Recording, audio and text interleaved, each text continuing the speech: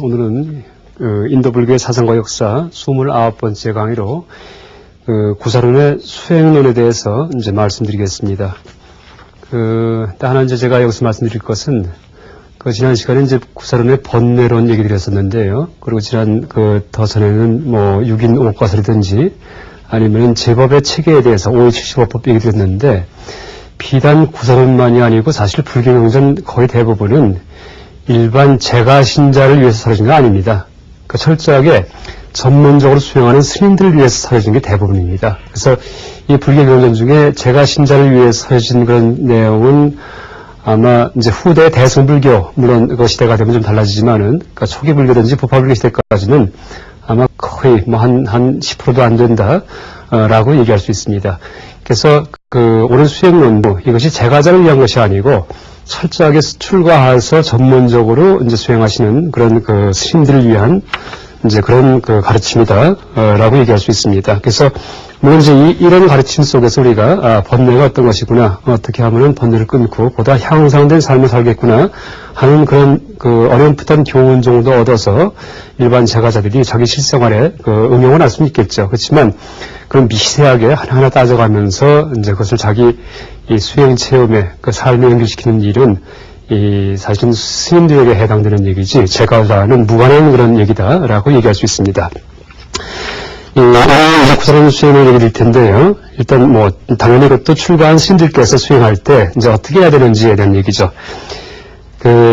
제가 칠판에다가 일단 대략 써놨는데요. 대략 과정을 처음에 준비 과정에 3회 구족이 있고 신기청정이란 말이 이제 있습니다. 3회 구족.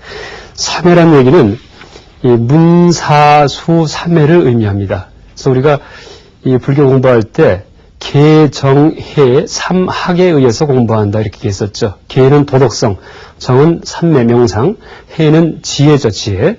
근데 그 마지막 지혜의 단계가 다시 또 문사수 3단계로 나눠집니다. 그러니까 문이라는 얘기는 부처님의 가르침을 그대로 듣는다는 얘기죠. 그러니까 어떤 가르침이 있는지, 또 부처님뿐만이 아니고 아비달라 논서와 같은 그런 체계적인 어떤 논서에서 어떻게 불교에 대해 설명하고 있는지를 일단은 익히는 거죠. 자, 뭐 암기를 하면 더 좋겠죠. 그다음에 사는 그런 가르침에 대해서 그냥 믿고 신봉하는 것이 아니고 반드시 내가 스스로 생각해서 그것이 진리구나, 진짜 맞는 말씀이구나 하는 거를 이제 본인이 취득하는 것이 바로 사다 이렇게 얘기할 수 있습니다. 생각사자 씁니다. 생각사자. 그러니까 듣고 나면 먼저 생각을 해야 됩니다.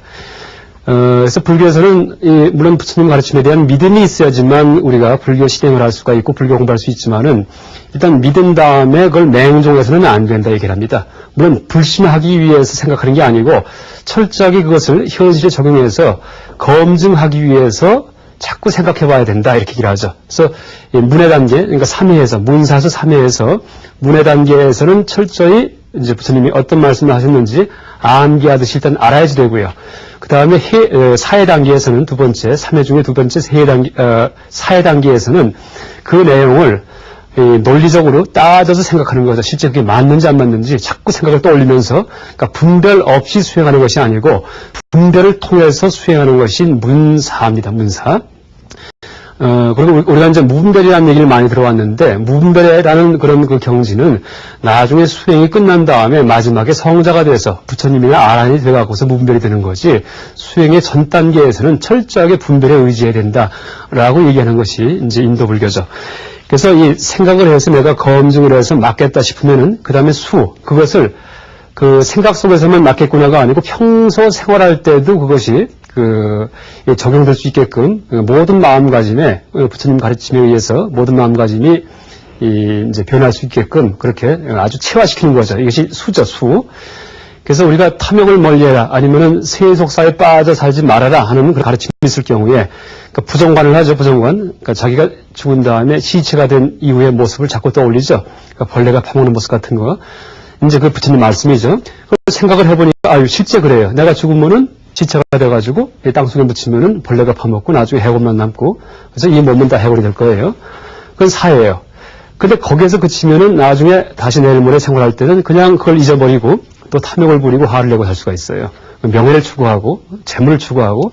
그런데 수혜 단계에서는 그것이 철저히 체화돼가지고 내일 모레부터도 평생 동안 절대 철저하게 재물력도 이만큼도 없고 명예력도 이만큼도 없는 이제 그런 마음가짐을 갖췄을 경우에 그러니까 자기 전 재산을 다 내줄 수가 있고, 그 다음에 자기 명예도 불명예가 되더라도 이제 아무 상관이 없는 이제 그런 자기 이름에 먹칠을 하더라도, 물론 나쁜 일을 해서 먹칠하면 안 되겠지만은, 그러니까 세상이 잘 되게 하기 위해서는 불명예조차도 감수하는 것이 불교의 보살 정신입니다, 사실은. 그러니까 내 명예를 알리기 위해서 세상 사는 게 아니고. 그래서 이제 그 정도까지가 돼야지만 이 문사수 3회 중에 수혜를 터득했다, 이렇게 얘기할 수가 있죠. 그래서 부처님 가르침을 철저하게 분별에 의해서 그래서 체화시키는 일단 과정이 가장 기초적인 것입니다. 그러니까 이런 과정을 위해서는 뭐가 필요하겠습니까? 교학에 대한 공부죠. 교학에 대한 공부. 그러니까 부처님께서 그려주신 지도에 대해서 철저하게 파악하는 거죠. 암송을 해야지 되고요.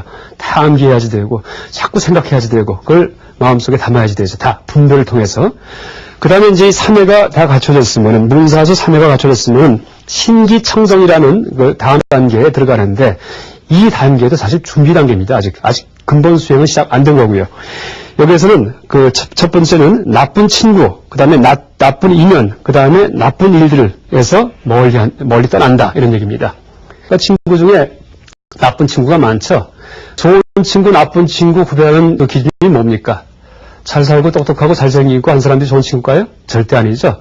그 행동이 올바른 것이 좋은 친구다, 이렇게 얘기하죠. 불교에서는요. 아무리 못 살고 못생겼어도 행동이 바르면은 가장 귀족적인 사람이고, 아무리 이제 집안이 부유하고, 내 젊을 때부터 그냥 막 차를 사주고 하면서 그렇게 아주 풍족하게 키우는 그런 이제 친구들이 많이 있죠. 근데 그렇더라도 행동이 바르지 못할 경우에, 그죠? 기행을 하고 남 괴롭히는 사람들 많이 있죠. 이제 교만해가지고. 이럴 경우는 겉보기는 좋은 집안에 태어났을지 몰라도 그 행동은 가장 천한 사람이다, 이렇게 얘기할 수 있습니다. 그래서 그렇게 행동이 올바른 친구를 이제 가까이 하고, 그 다음에 이제 나쁜 행동에서 멀리 떠난 다음에, 그다음에 세 번째가 아직도 이제 준비 단계인데요. 희족 소욕. 그러니까 작은 물질에 의해 만족하라, 이런 얘기입니다. 그러니까 내가 세 끼만 먹을 수 있고, 비 피할 수 있고, 병이 안 걸릴 정도의 죽지 않고 하는 그런 이제 가옥을 가질 수 있으면은, 이제 그런 수행 공간을 가질 수 있으면은 그 이상을 추구하지 않는다는 얘기죠. 그 이상의 욕심을. 물론 이제 이게 다 복에 관한 얘기인데, 그러니까 틀림없이 불교 수행할 때 이제 기복, 그러니까 복이 중요하죠. 복이 중요한데 그 복의 그 정도가 이 출가한 스님일 경우에는 최소한의 복에 만족하고서 이제 그 다음에 지혜를 추구하는 거죠. 근데 이제 일반 사람들은 그러니까 최선의 복이 아니고 이 복에 대해서 무한히 추구하기 때문에 일반 속인들이다, 이렇게 얘기할 수가 있죠.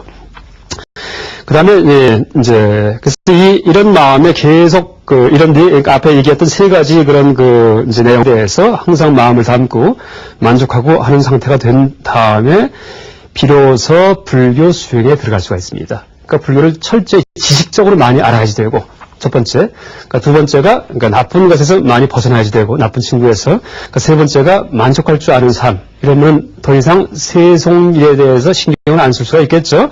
그 다음에 비로소 현위에 올라간다, 이렇게 얘기를 하죠. 현위. 현위는, 현자는 현인. 아주 지혜로운 사람이다, 혹은 어진 사람이다, 어지런 자죠. 이런 얘기죠. 아직은 성자는 되지 않은 거예요, 아직은. 보통 다른 종교에서는 이슬람이건 현대 종교 같은 경우도 기독교든지 이런 경우는 어떤 절대자가 있고 그 밑에 이제 양떼와 같은 그런 불교를 그런 종교를 믿는 사람들이 있죠. 그래서 이렇게 이원 구조로 돼 있죠. 이원 구조다가 동질적인 신자 집단이 위에 있는 이 절대자를 향해서 기도를 올리는 이제 그런 이원 구조로 돼 있는데, 이 불교 신행 체계는 입체 구조로 되어 있습니다. 무슨 얘기냐 하면은 불교 신자는 당연히 양떼죠, 양떼. 그러니까 부처님을 우러르면서 그분께 신앙을 바치고 그분께 기도하고 그분의 가르친 대로 사는 사람들인데, 동시에 양떼가 목자가 될 수도 있습니다. 불교에서는요. 이게 차이점입니다. 그러니까 철저히 우리가 양떼 같은 그런 신자인 것도 잊어서는 안 되겠지만은 영원한 양떼가 아니고 언젠가 내가 목자가 돼가지고 다른 어려운 양떼를 내가 다 제도하겠다는 그런 두 가지 마음이 다 있어야죠. 그래서 이것이 다른 종교와 구별되는 이 불교의 찐이죠. 그래서 이렇게 양떼가 신자로서 불교 신자로서의 양떼가 양떼가 나중에 목자가 되는 과정, 그러니까 다른 종교식 표를 제가 빌어서 쓴다면은요, 그 과정이 바로 현위와 성위의 과정입니다. 그러니까 현인이 되는 어진 사람이 되는 과정이고 또 하나가 성인, 다시 말해 아라한 같은 혹은 뭐 아라한 이전 단계의 어떤 성자가 되는 그런 모든 생각의 번뇌가 끊어진 이제 그런 그 성스러운 사람이 되는 이제 그런 과정이 이제 추가가 되는 것이 불교의 특징이죠. 일단 현인은 제가 써놨지만은 이 삼현이 사선근으로 이제 크게 대별될 수가 있는데 이 삼현이의 단계에서는 첫 번째 닦아야 될 것이 오정심을 닦아야 됩니다. 오정심. 그러니까 5가지 마음을 조정하는 그런 수법인데 다짜고짜 처음부터 그러니까 초기 불교 혹은 부파 불교에서는 가장 중시하는 수행이 사성제 수행이고 이게 바로 견도죠. 깨달음이죠. 보통 얘기하는 세상 돌아가는 이치 전체에 대한 조망인데 이게 사성제에 의해서 이루어집니다. 그것은 나중 얘기고 그 다음에 사성제 이후에 또 추구되는 것은 감성적인 정화죠. 이 수도 이것도 아주 나중 얘기입니다. 나중에 아란이 될 때 그때 이제 감성적인 정화가 다 끝났을 때 아란이 되는 건데 그렇게 사성제와 감성 정화 이전에 먼저 닦아야 될 것이 그 사람마다 다 성격이 다르기 때문에 자기 성격에 맞춰가지고서 거기에 맞는 수행을 먼저 해야 된다 이렇게 얘기합니다. 이것이 바로 오정심의 수행입니다. 오정심. 그래서 오정심은 5가지 이제 그 마음을 조정하는 수행법인데요. 부정관이 있고요. 부정관은 자기 몸은 더럽다. 그죠? 몸속에 그 오물이 가득 차 있고 죽은 다음에 시체가 된다는 생각이죠. 그러니까 몸에 대한 집착을 떠나는 수행이죠. 그 다음에 시체를 자꾸 떠올리고 몸은 해골로 이루어져 있다는 생각이죠. 그러니까 발가락 끝, 엄지발가락 뼈에서부터 시작을 해가지고 온몸의 해골을 상상을 통해서, 분별을 통해서 자꾸 느끼는 겁니다. 그러니까 내가 이렇게 몸에 서 있는 이유가 해골이 지금 이 가죽 속에 들어있기 때문이죠. 몸에 서 있을 수가 있죠. 그런 식의 생각을 하는 거죠. 내가 해골 바가지죠. 거기에 가죽을 씌워놓은 거죠. 이것이 부정관이죠. 그래서 이제 그 부정관은 누가 하는 수행이냐 하면은 탐욕이 많은 사람은 부정관을 해라 이렇게 얘기를 합니다. 음욕이 많은 사람, 또 하나가 재물욕이 많은 사람, 명예욕이 많은 사람들, 이 사람들은 철저히 자기 죽음 이후의 시체의 모습을 떠올리면서 이제 그런 욕심을 치료하는 거죠. 그 다음에 또 두 번째, 오정심의 두 번째는 자비관이 있는데 자비관은 남을 사랑하는 마음입니다. 그때 그 사랑의 대상은 불교에서는 일반 사람만이 아니고 모든 생명체가 다 포함됩니다. 그러니까 지렁이건 참새건 무슨 동물이건 호랑이건 그 다음에 그 자비관에는 또 어렵고 가난한 사람만이 들어가는 것이 아니고 부자고 권력 있는 사람들, 명예가 있는 사람들, 불교 입장에서 볼 경우는 전부 다 불쌍한 사람들입니다. 그러니까 세상 이치를 올바로 모르기 때문에 명예를 추구하고 살아왔고 돈을 추구하고 살아왔고 그죠? 그런 사람들이기 때문에 권력을 추구하고 살아왔고 그래서 그런 그 사람들 모두에 대해서 또 모든 생명에 대해서 이 제도의 주고에 말겠다. 올바른 이치를 이제 알게 해줘가지고 바른 길로 윤회세에서 벗어나는 그런 길로 인도해주겠다 하는 이제 그런 마음을 품는 것이 자비관이죠. 그러니까 사랑하는 마음을 자꾸 훈련하는 거죠. 이 자비관과 이제 부정관 수행이 상반된 수행인데 이 자비관의 경우는 화를 잘 내는 사람은 자비관을 해라 얘기를 합니다. 화를 잘 내는 사람들. 뭐 기독교놀이 같은 경우 오른뺨 때밀면 왼뺨, 조금 의미가 다르지만은 상대한테 오히려 사랑으로 보답하죠. 때리고 싶으면 더 때려라든지 아니면은 원수를 몸처럼 사랑하라는 그런 기독교 권위가 있는데 원수는 화가 나는 존재예요. 대상이에요. 근데 그것을 사랑하라는 얘기니까 일종의 이것도 이 자비관에 속한다라고 얘기할 수 있죠. 근데 이제 불교에서 얘기하는 그런 화가 나는 문제든지 어떤 대상, 나쁜 사람들이라고 생각되는 그런 대상에는 사람만 들어가는 것이 아니고 짐승 또 천신도 들어가면 천신, 하늘나라에 있는 신들조차도 감싸고서 어리석기 때문에 복만 지어서 그죠? 복만 추구해서 하늘나라에 태어난 거예요. 이제 그런 하늘나라의 생명체에 대해서도 이 지혜를 줌으로써 언젠가 내가 이 제도하고에 말겠다 이제 하는 그런 마음을 자꾸 품는 것이 자비관이다 하고 얘기할 수 있죠. 그래서 부정관은 이제 욕심이 많은 사람한테 권하는 것이고 자비관은 화를 잘 내는 사람한테 권하는 거죠. 그래서 우리가 그걸 이제 수학적인 벡터, 벡터 힘의 방향으로 표시한다면은 이제 욕심이 많은 사람은 모든 걸 다 자기한테 끌어들이는 사람이에요. 그렇죠? 다 끌어들이는 사람, 다 가지려고 하고 이런 경우에는 배척하는 수행을 시켜요. 부정관, 아이고 더럽다 하고 미치는 수행, 자기 몸조차도. 그 다음에 이 화를 잘 내는 사람은 배척하기 좋아하는 사람이에요. 미워하고 싫어하는 사람이에요. 싫어하기 좋아하는 사람들. 이런 사람들한테는 끌어들이는 수행을 해요. 자비관이죠. 사랑의 마음을 품게 하고. 그래서 미는 마음은 끄는 마음으로 치료하고 끄는 마음은 미는 마음으로 치료한다 이렇게 얘기하죠. 그러니까 그 사람의 성격이 어떠냐에 따라 가지고서 그 오종심의 관법은 달라지겠죠. 그래서 이것은 개인별로 내가 어떤 성격의 사람인지 자기 스스로 잘 압니다. 그럼 이제 여기서 택해서 수행을 하면 된다. 이렇게 얘기를 하죠. 그 다음에 이제 이혼기관은 어리석은, 세상에 대해서 잘못 보는 사람들, 그죠? 그러니까 세상은 어떤 조물주가 해서 만들었다. 브라만 천신이 만들었다든지 이런 사고방식 가진 사람들은 연기관을 해라. 이렇게 얘기를 하고요. 계분별관이 이제 네 번째인데요. 이 오종심 중에 이것은 무아의 이치에 대해서 잘 모르는 사람들, 틀림없이 내가 있다고 생각되는 사람들, 부처님이 무아, 자아가 없다 이렇게 말씀하시는데 아무리 생각해도 이상해요. 내가 있어요. 틀림없이. 암만 생각해도 꼬집어도 아픔을 느끼는 내가 있는 것 같고, 이런 사람들은 이제 육계든지 지수화풍 공식이라는 6가지 요소에 의해서 내 몸과 세상 만사가 다 이루어져 있다는 육계설 혹은 18계설 같은 그런 구성 요소가 세상을 이룰 뿐이지 나는 없다라는 그런 가르침에 대해서 열심히 연구를 하면 되죠. 이게 이제 계분별관이고요. 그 다음에 이 수식관이 있는데 자기 숨을 하나 둘 세는 거예요. 하나 둘 세는 건데 이것도 이제 단계가 깊어지면서 세에다가 다시 세는 것도 없어지면서 점점 깊어지는데 이 수식관은 누가 닦는 거냐 하면은 산란심이 많은 사람들, 한 군데 가만히 있질 못해요. 좌불안석이에요. 좌선시키면은 꼼짝꼼짝거려요. 생각도 막 이 생각 저 생각 막 나요. 그러니까 산란한 마음이 많은 사람들은 수식관을 통해서 마음을 가르치죠. 그래서 그 사람의 성향에 따라서 이 5가지 수행 중에서 몇 가지만 닦아서 기본 강한 성향을 가라앉힌 다음에 그 다음에 부처님의 가르침에 의거한 수행으로 들어갑니다. 그래서 이제 사면 수행 중에 이 오종심 다음에 제시되는 것이 이 별상념주인데, 별상은 따로 생각한다. 사념처에 대해서 따로 생각한다는 얘기입니다. 그래서 이 사념처 얘기는 초기불교 교리에서 제가 소개드렸었죠. 그러니까 신수, 신법, 몸뚱이, 수, 느낌, 신, 마음, 법, 어떤 요소, 나를 이루는 구성 요소에 대해서 몸뚱이는 더럽다. 그렇죠? 그 다음에 이제 느낌은 다 고통이다. 그 다음에 마음은 무상하다. 모든 나의 요소는 다 무아, 실체가 없다. 이것을 자꾸 생각하는 거죠. 이게 이제 별상념주고요. 그 다음에 이제 이게 잘 된 경우에는 이 총상념주로 넘어갑니다. 총상념주. 이 총상념주는 이제 이 무상, 고, 공, 무아에 대해서, 그러니까 모든 것이 다 무상하다. 그 다음에 이체가 다 고다. 그 다음에 제법은 다 공하다. 그 다음에 제법은 다 무하다. 라는 교리에 대해서 자꾸 생각하는 거죠. 이게 총상념주인데, 이 포괄적으로 생각하는 겁니다. 아까 별상념주는 몸과 신수, 신법을 나눠가지고 몸과 느낌과 그 다음에 마음과 이제 개념, 나를 이루는 구성요소로서 개념을 나눠가지고 하나하나 따져보는 거고요. 총상념주는 그걸 모아서 한꺼번에 생각하는 거고요. 어쨌든 방편도 이 3현, 그러니까 오종심, 별상념주, 총상념주 여기에서 강조하는 것은 일단 기본 마음가짐을 갖춰야지 되고 그 다음이 뭐냐 하면 일체 개고에 대한 자각입니다.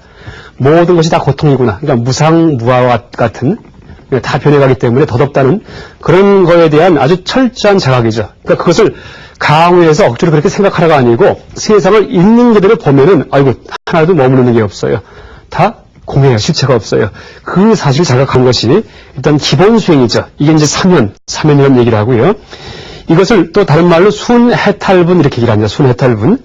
그럼 이제 좀 이따가 요 다음 단계에 나오는 사선근의 수행이 있는데 4가지 착한 뿌리입니다. 그것은 순결택분 얘기를 하는데 순결택분이라고 순해탈분이라는 얘기는 뭐냐 하면은 세상에서 해탈, 벗어나기 위한 수행이에요. 그러니까 세속에서. 그래서 순해탈분. 그러니까 세상의 고통에 대해서 자꾸 생각하는 거죠. 순해탈분이고요.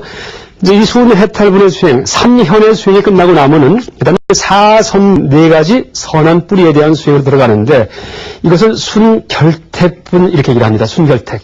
결택은 뭐냐 하면은 사성제의 진리를 확고하게 확정하는데 도움을 주는 수행이다. 이런 뜻입니다. 순결택, 결택. 사성제를 결택하는데 도움을 주는 수행이다.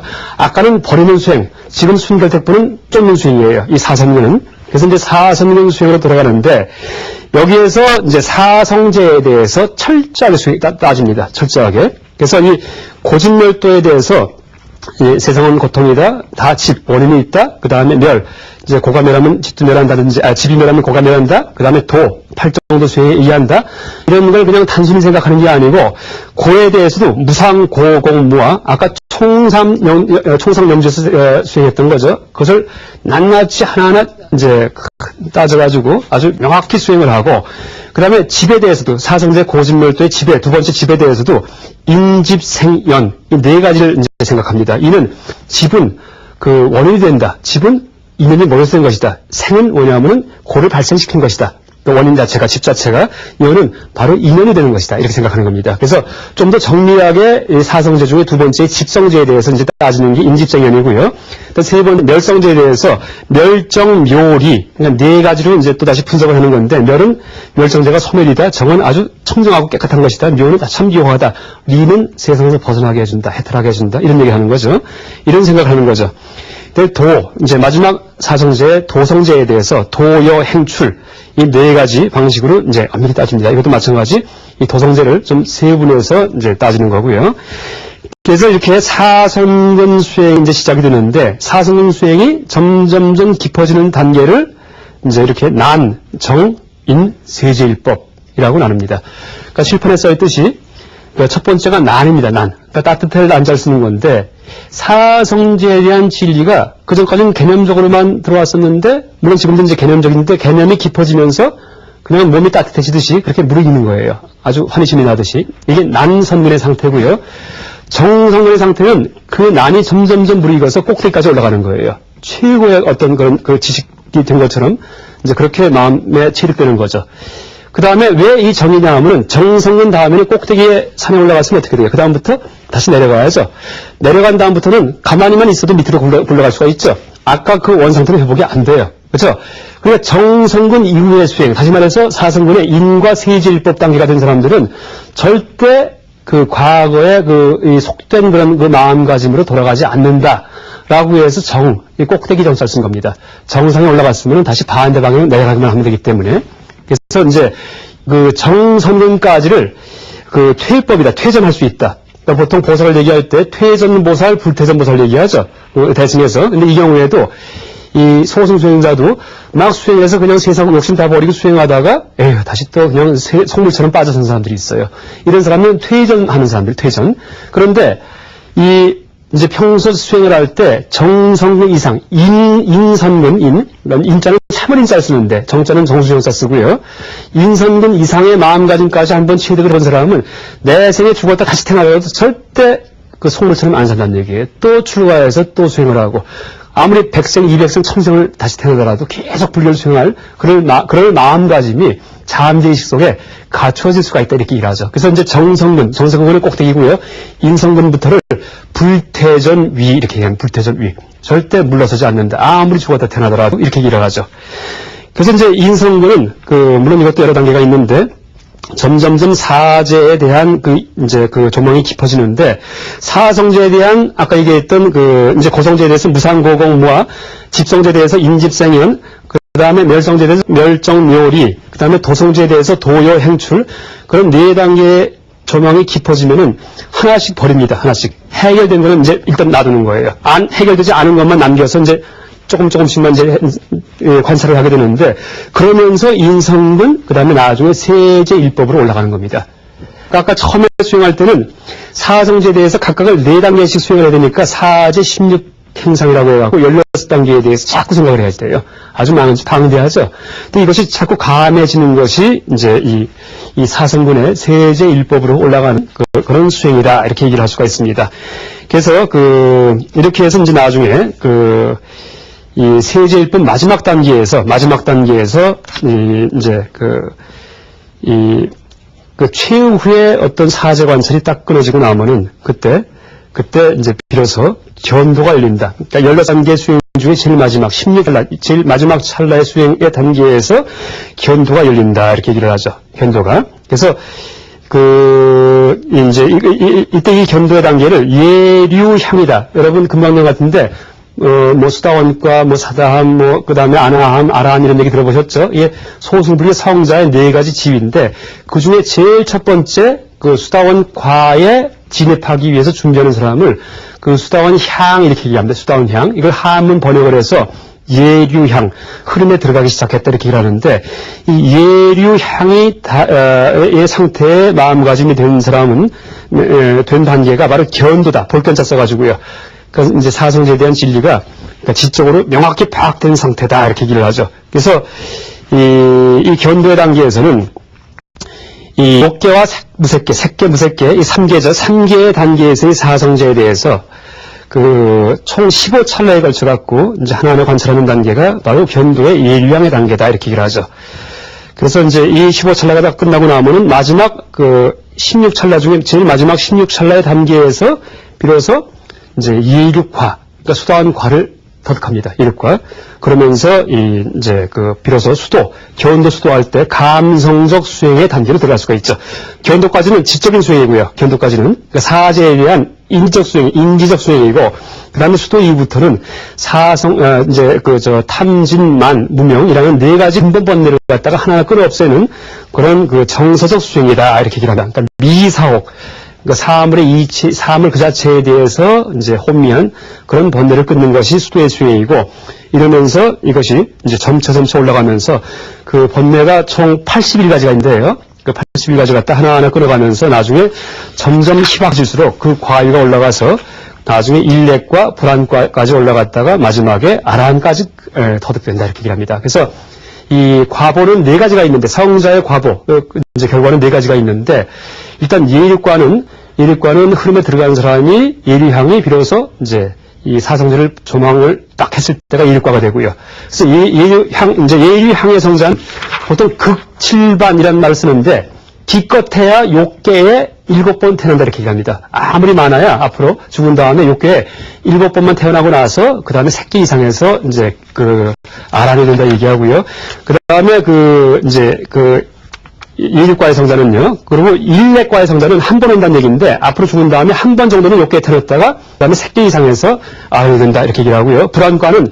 불안과까지 내가 아나함과까지 터득했으면은 절대 죽은 다음에 욕계는 안 태어나요. 새끼 이상의 단계에 태어나가지고 거기에서 이제 다시 수행을 해가지고 수도 수행을 해가지고 또 견도 수도할 때 그래서 아라한이 되죠.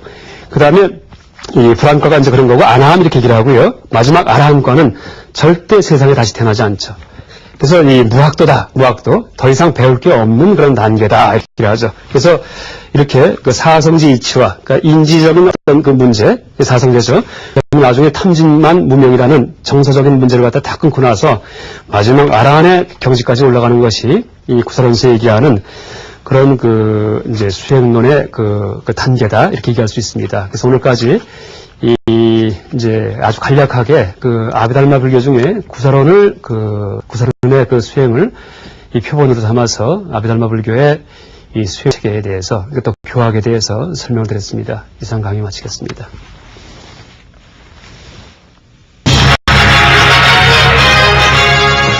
저는 모교인 동국대학교에 왔습니다. 개교 100년을 향한 동국대학교. 21세기에 어떤 비전을 가지고 있을까요? 우리 동국대학교는 전통과 첨단이 조화를 이룬 불교동국, 과학동국, 의학동국으로 발전해 나가고 있습니다. 이러한 꿈은 자비의 인수를 펼쳐갈 불교 종합다운 건립으로 이미 현실이 됐습니다. 2002년 고양시 일산의 동국대학교 부속병원이 개원됩니다. 특성화된 최고의 의료진과 첨단 의료 장비를 갖춘